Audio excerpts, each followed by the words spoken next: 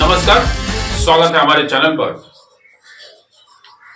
21 मार्च को राज्यसभा सांसद रामजीलाल सुमन ने भाजपा पर आरोप लगाया और उन पर हमला करते हुए सदन में बोला कि जब आप लोग कहते हैं कि मुसलमान बाबर के वंशज हैं तो आप लोग भी राणा सांगा के वंशज हैं।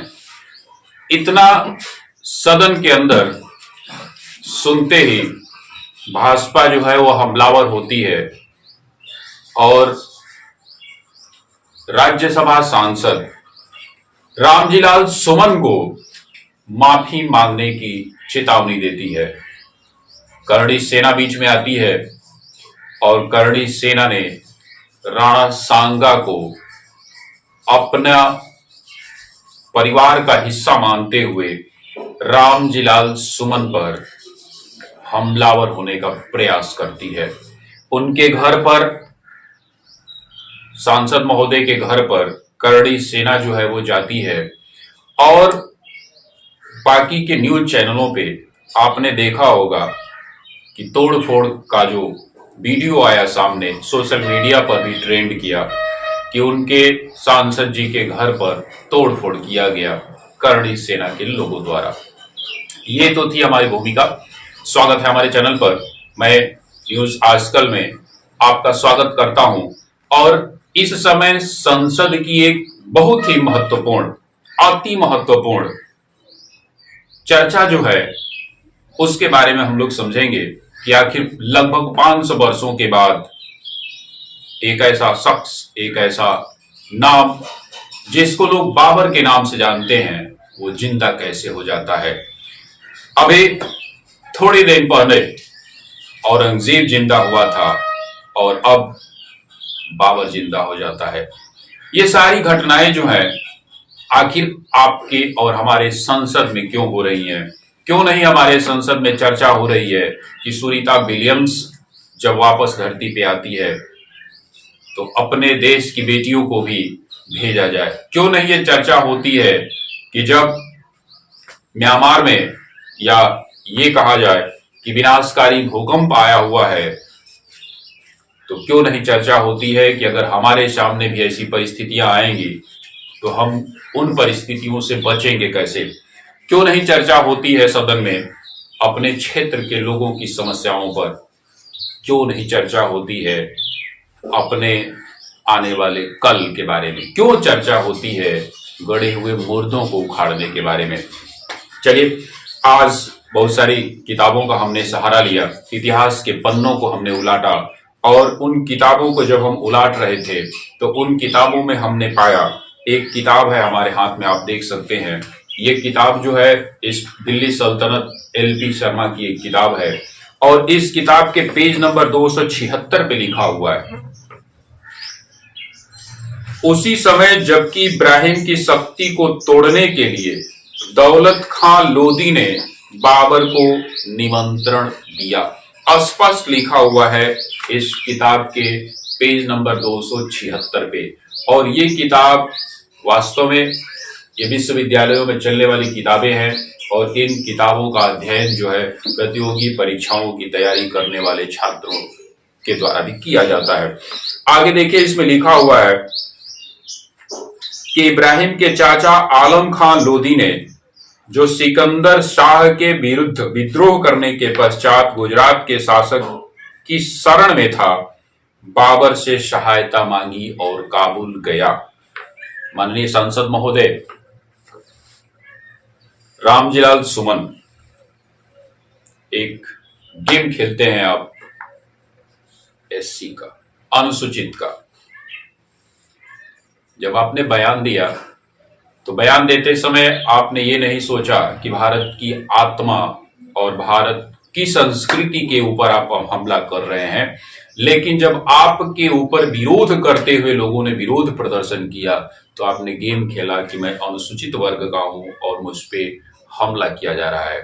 आप किसी भी वर्ग के हों, अगर आप भारत की आत्मा के साथ खिलवाड़ करेंगे, अगर आप भारत की भावनाओं के साथ खिलवाड़ करेंगे तो इन परिस्थितियों को भी आपको झेलना पड़ेगा। चलिए आगे हम पढ़ते हैं और इसी किताब में लिखा हुआ है कि बाबर ने जो पहले ही भारत पर आक्रमण करने के लिए इच्छुक था, एक सुअवसर समझा और 1524 में उसने लाहौर तक आक्रमण किया और इब्राहिम की सेना को परास्त करने में सफलता पाई। परंतु लाहौर में अपने सरदारों की नियुक्ति करके बाबर भारत से वापस चला गया। दौलत खां लोदी ने जो बाबर की ओर से शंकित हो गया था, आलम खां लोदी से एक समझौता कर लेता है 1525 ईस्वी में, और ये लोग आक्रमण करते हैं, परंतु इब्राहिम लोदी ने उन दोनों को परास्त कर दिया। 12 अप्रैल 1526 को बाबर पानीपत के मैदान में पहुंचता है और इब्राहिम लोदी की शक्ति उस समय तक काफी दुर्बल हो गई थी। उसका संपूर्ण पूर्वी भारत का राज्य उसके हाथों से निकल चुका था। मेवाड़ के शासक राणा संग्राम सिंह, जो कि सदन में राणा सांगा के नाम से इनके ऊपर चर्चा की गई, राणा संग्राम सिंह ने उसकी शक्ति को हानि पहुंचाई थी और संभवतया, ये आगे की लाइन जो है वो इस किताब में स्पष्ट लिखी हुई है, उस पर हम चर्चा करेंगे। इन्होंने लिखा हुआ है संभवतया उसने भी इस अवसर पर बाबर को निमंत्रण भेजा था तथा संपूर्ण पंजाब को इब्राहिम ने खो दिया था। ये लाइन जब आप देखते हैं तो इस लाइन पे जरा आप गौर करिएगा।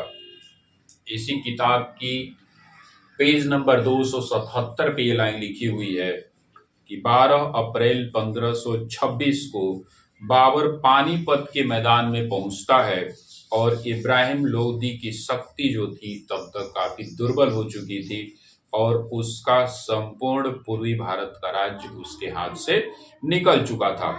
मेवाड़ के शासक राणा संग्राम सिंह ने उसकी शक्ति को हानि पहुंचाई थी और संभवतया उसने भी इस अवसर पर बाबर को निमंत्रण भेजा था। संपूर्ण पंजाब इब्राहिम ने खो दिया। इसके अतिरिक्त मालवा और गुजरात के शासक भी इब्राहिम के पराजय के इच्छुक थे।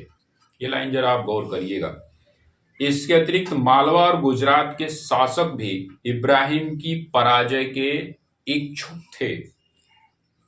जहां तक गुजरात का भगोड़ा शाहजादा जो था, बहादुर शाह, वो 3000 घुड़सवारों के साथ पानीपत के युद्ध स्थल के निकट जो था वहीं पे उपस्थित था और इस तरीके से 21 अप्रैल 1526 को बाबर और इब्राहिम के बीच पानीपत की लड़ाई जो है वो होती है। इब्राहिम, यहाँ पे आगे लिखा गया है कि साहस और बहादुरी के साथ युद्ध करता है, परंतु बाबर के नेतृत्व में जो सेना थी, बाबर की जो सेना थी, उसके आगे ये हार जाता है और इसकी मृत्यु जो है युद्ध स्थल पर ही होती है और यहीं से दिल्ली सल्तनत जो थी वो समाप्त होती है और एक नया शुरुआत होता है। भारत में एक नए युग का शुरुआत होता है जिसको कहा गया कि मुगल साम्राज्य की स्थापना होती है। ये तो था इतिहास के पन्नों में जो बातें लिखी गई हैं। अब हम लोग चर्चा करेंगे कि ये बातें लिखी किस आधार पे गई।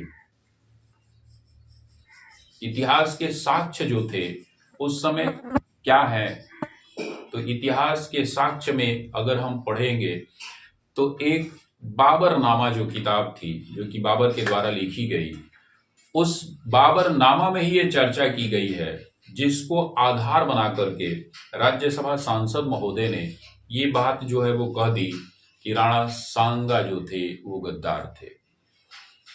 लेकिन वास्तव में अगर बाबरनामा के अतिरिक्त कुछ और किताबें होती, उनको भी आधार बना करके जब चर्चा किया जाता कि वास्तव में बाबर को बुलाया किसने, बाबर ने पानीपत के युद्ध से पहले बहुत सारी लड़ाइयां जो थी, बहुत सारे प्रयास जो थे भारत पर आक्रमण करने के किए थे और वह भारत को अपना अधिकार मानता था, क्योंकि उसके माता के तरफ से भी और उसके पिता के तरफ से भी लोगों ने भारत पर आक्रमण कर लिया था पहले ही।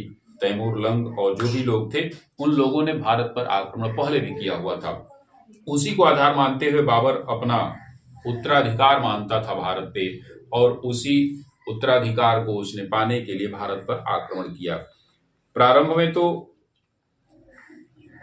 ऐसा कहा गया कि बाबर की एक ही सोच थी कि यहाँ पे धन दौलत जो है बहुत ज्यादा है और यहाँ पे आपसी मन मुटाव बहुत ज्यादा है, तो यहाँ पे लूटपाट किया जाए और लूटपाट करने के बाद यहाँ से वो वापस चला जाना चाहता था। लेकिन जो भी रहा, जो भी उस समय की परिस्थितियां बनी हुई हो, उन परिस्थितियों के कारण बाबर जो है यही भारत में ही अपना साम्राज्य स्थापित करता है, अपने वंश की नींव डालता है, जिसको मुगल वंश के नाम से जाना गया।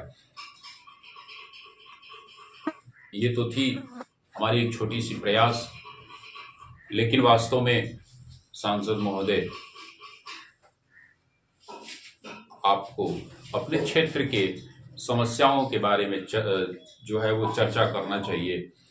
सदन में उन समस्याओं के बारे में चर्चा होनी चाहिए जो आने वाले कल के भारत को जो है वो श्रेष्ठ बना सके, विश्व के नक्शे पे भारत को जो है वह स्थापित कर सके। इस पे चर्चा होनी चाहिए थी। गड़े मुर्दों को कभी औरंगजेब को उघारिएगा, कभी बाबर को उघारिएगा, तो ये भारत की संप्रभुता और भारत की एकता पे कहीं ना कहीं चोट होगी। अगर हमारा ये छोटा सा प्रयास था आपको अच्छा लगा हो तो इस वीडियो को लाइक करिएगा, हमारे चैनल को सब्सक्राइब करिएगा, और इन्हीं सब मुद्दों पर आगे भी हम चर्चा करते रहेंगे। समय समय पर जो भी ज्वलंत मुद्दे उस समय उठेंगे उन मुद्दों पर भी हम चर्चा करेंगे। हमारा प्रयास अगर आपको अच्छा लगा हो तो इस वीडियो को लाइक करिएगा। जय हिंद।